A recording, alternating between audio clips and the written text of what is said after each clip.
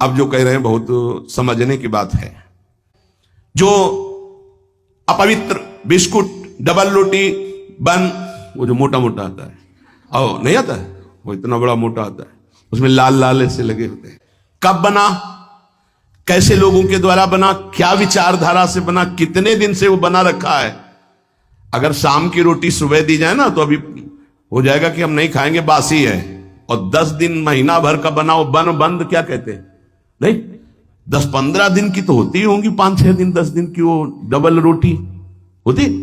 अब हमें तो ज्यादा कुछ पता नहीं, लेकिन होती होंगी क्योंकि दुकानों में बिकती हैं। अब ऐसा तो नहीं कि ताजी फैक्ट्री से निकल तुम्हारे सामने आ गई थाल में, ऐसा तो नहीं। उनमें तुम बासी नहीं देखते हो, उनमें तारीख भले देखते होगे कि एक्सपायर हो गए कि नहीं है। अपने घर की एक रोटी बना लो, हल्का सा नमक लगा के फिर पालो तो कैसा रहेगा। उसके साथ आप नाश्ता कर लो, एक रोटी बना लो। ये डबल रोटी की क्या जरूरत है, फिर डबल बुद्धि हो जाएगी, डबल रोटी में बुद्धि डबल हो जाएगी। बन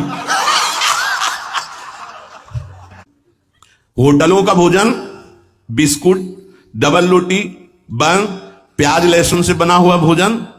फिर आगे तो बहुत ही निषिद्ध है जो अंडा मांस मदिरा आदि का सेवन करते हैं। ये जो लोग ऐसा भोजन करते हैं व्यर्थ में अपने को भजनानंदी और प्रभु प्रेमी बताते हैं। नियमाकुल जिसने स्नान नहीं किया है, जिसके वस्त्र पवित्र नहीं, उसके हाथ का बनाया हुआ भोजन पा रहे हो होटल में, तुम्हारा चित्त शुद्ध हो जाएगा। सात्विक आहार का सेवन करने वाला ही, सात्विक वृत्ति वाला ही आगे भजन में बढ़ता है। जो राजसिक तामसिक भाव वाले पुरुषों के द्वारा बना बनाया भोजन स्पर्श कर लिया जाए तो उसमें रजोगुण तमोगुण आ जाता है। फिर जिनको पवित्रता का ज्ञान नहीं, होटल में खड़े हैं, वो नहाए हैं कि नहीं नहाए, वस्त्र कैसे हैं, उनका विचार कैसा है, वो शौचालय जाके कितनी पवित्रता करते हैं, और दाल रोटी बना करके वो दे रहे हो, आप उसी कुर्सी में वही मांसाहारी पा गया है, वही तुम पा रहे हो, वही मांस बना है, वही तुम्हारा भोजन बना है, दाल रोटी फ्राई। अब उसके बाद जो तुम्हारे दिमाग की फ्राई होगी उसको कौन बचाएगा, रजोगुण तमोगुण जो तुम्हारे अंदर छाएगा। इसीलिए भजन की सिद्धि कहां जागृत हो रही, दम्भ जरूर जागृत हो जाएगा, नाटक जरूर कर लोगे, लेकिन वास्तविक स्थिति थोड़ी आएगी। भगवत भजन के लिए तामसिक मलिन अपवित्र पदार्थ का सेवन दूर से ही त्याग दे। कई बार हमने प्रार्थना की कि प्याज लहसुन में कोई दोष नहीं, जहां आलू प्रकट होती है वहीं वो प्रकट होता है, उससे तमोगुण की वृत्ति बढ़ती, इसलिए हमारे संतों ने रोक दिया है। वो कोई हिंसा नहीं है, किसी जीव की तो हिंसा नहीं है। जैसे हमारे लिए आलू है, शकरकंद है, मूली है, इनके लिए खाने का आदेश है। कहीं कहीं गाजर निषेध, कहीं कहीं गाजर लेते भी हैं। अब ये जो प्याज लहसुन है केवल तमोगुण के कारण निषेध, तमोगुण आ जाने पर निद्रा आलस्य प्रमादोत्थम वो भजन में नहीं लग पाए। तो भजन विरोधी वृत्ति का हम त्याग करते, इसलिए हम उस तमोगुण भोजन का त्याग करते। उपासक को भोजन पर विशेष सावधानी। एक काहे को ये सब 20-30 मिनट का खेल है, भूख लगी है, और ये 2 अंगुल की जबान में केवल वो मिनट भर वो जो घुमाया, बस उसी का स्वाद है।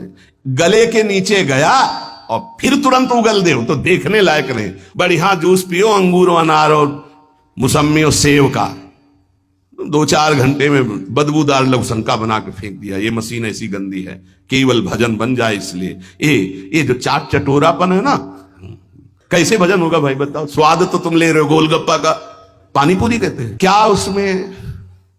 वो जब हाथ से घोर रहा था तो सैनिटाइजर लगा के थोड़ी धोया था कि उसको पवित्र किया। क्या क्या कैसे वो पदार्थ बने, कैसे वो सामग्री बनी। तुम नाम जापक हो, भगवत प्राप्ति करना चाहते हो, दुकानों की बनी बनाई चीजें तुम खाकर भजन करना चाहते हो। तो हमें लगता है कि 2 मिनट की बातें, जबान के स्वाद की बात, भोजन को हमें सुधारना चाहिए। ये चीजें तो साधक को पानी ही नहीं चाहिए। देखो बहुत बढ़िया बात है, जाओ घर, एक परेठा बनाओ, नमक लगाओ, श्री जी को ऐसे अर्पित करो, पालो, बाल भोग आपका बढ़िया हो गया। बढ़िया रोटी बना लो, दाल बना लो, सब्जी बना लो, प्रभु को भोग लगाओ, तो उदर पोषण, सात्विक वृत्ति, भजनानंदी आपका स्वभाव बने। हम भजन करने वालों के लिए कह रहे कि प्रायः जितना सावधान रहोगे भोजन में उतना अच्छा रहेगा।